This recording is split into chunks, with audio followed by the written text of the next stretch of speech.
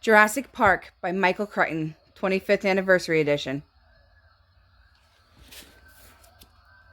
Introduction: The Engine Incident. The late 20th century has witnessed a scientific gold rush of astonishing proportions, the headlong and furious haste to commercialize genetic engineering. This enterprise has proceeded so rapidly, with so little outside commentary, that its dimensions and implications are hardly understood at all. Biotechnology promises the greatest revolution in human history. By the end of this decade, it will have outdistanced atomic power and computers in its effect on our everyday lives. In the words of one observer, biotechnology is going to transform every aspect of human life: our medical care, our food, our health, our entertainment, our very bodies. Nothing will ever be the same again. It's literally going to change the face of the planet.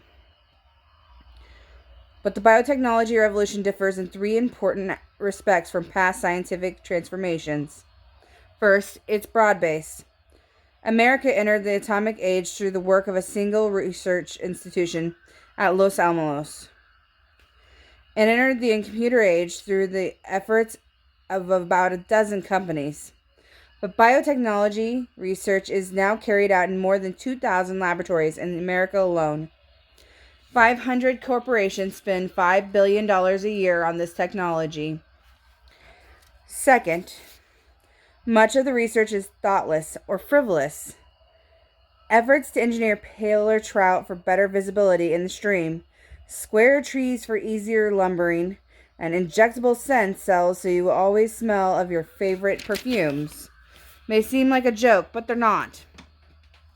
Indeed, the fact that biotechnology can be applied to the industries traditionally subject to the vagaries of fashion, such as cosmetics and leisure activities, heightens concern about the whimsical use of this powerful new technology. Third, the work is uncontrolled. No one supervises it. No federal laws regulate it. There is no coherent government policy in America or anywhere else in the world. And because the products of biotechnology range from drugs to farm crops to artificial snow, an intelligent policy is difficult. But the most disturbing is the fact that no watchdogs are found among scientists themselves. It is remarkable that nearly every scientist in genetics research is also engaged in the commerce of biotechnology. There are no detached observers. Everybody has a stake. The commercialization of molecular biology is the most stunning ethical event in the history of sciences, and it has happened with astonishing speeds. For 400 years since Galileo, science has always proceeded as a free and open inquiry into the workings of nature. Scientists have always ignored national boundaries, holding themselves above the transitory concerns of politics and even wars. Scientists have always rebelled against secrecy in research and have even frowned on the idea of patenting their own discoveries, seeing themselves as working to the benefit of all mankind. And for many generations, the discoveries of scientists did indeed have a peculiarly selfless quality. When, in 1953, two young researchers in England, James Watson and Francis Crick, deciphered the structure of DNA, their work was hailed as a triumph of the human spirit, of the century-old quest to understand the universe in a scientific way. It was confidently expected that their discovery would be selflessly extended to the greater benefit of mankind. Yet, that did not happen. 30 years later, nearly all of Watson and Crick's scientific colleagues were engaged in another supportive enterprise entirely. Research in molecular genetics has become a vast, multi-billion-dollar commercial undertaking, and its origins can be traced not to 1953, but to April 1976. That was the date of a now famous meeting in which Robert Swanson, a venture capitalist, approached Herbert Boyer, a biochemist at the University of California. The two men agreed to found a commercial company to exploit Boyer's gene splicing techniques. Their new company, Genentech, quickly became the largest and most successful of the genetic engineering startups. Suddenly, it seemed as if everyone wanted to become rich. New companies were announced almost weekly, and scientists flocked to exploit genetic research. By 1986, at least 362 scientists, including 64 in the National Academy, sat on the advisory boards of biotech firms. The number of those who held equity positions and consultancies was several times greater. It is necessary to emphasize how significant the shift in attitude actually was. In the past, pure scientists took a snobbish view of business. They saw the pursuit of money as intellectually uninteresting, suited only to shopkeepers. And to do research for industry, even at the prestigious Bell or IBM labs, was only for those who couldn't get a university appointment.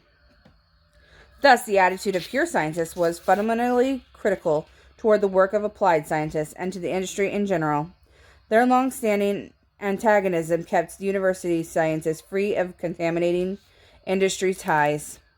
And whenever debate arose about technological matters, disinterested scientists were available to discuss the issues at the highest level. But that is no longer true. There are very few molecular biologists and very few research institutions without commercial affiliations. The old days are gone. Genetic research continues at a more furious pace than ever, but it is done in secret and in haste and for profit.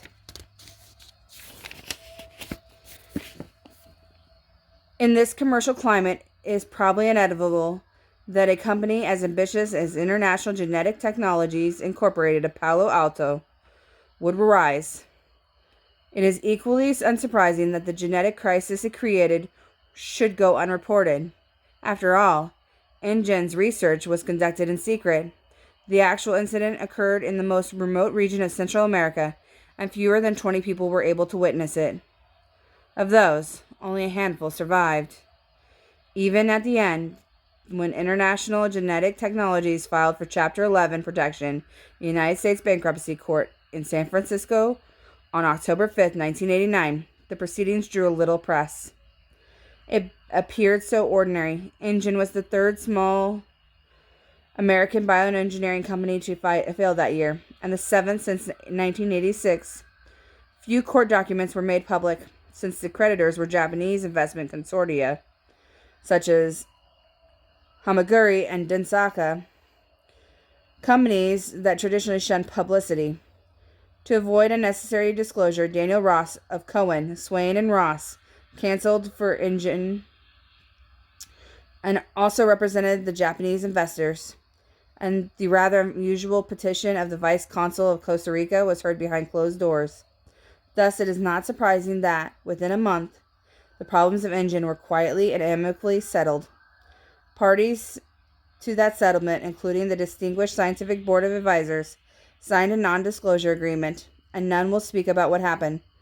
But many of the principal figures in the InGen incident are not signatories, and were willing to discuss the remarkable events leading up to those final 2 days in August 1989 on a remote island off the west coast of Costa Rica.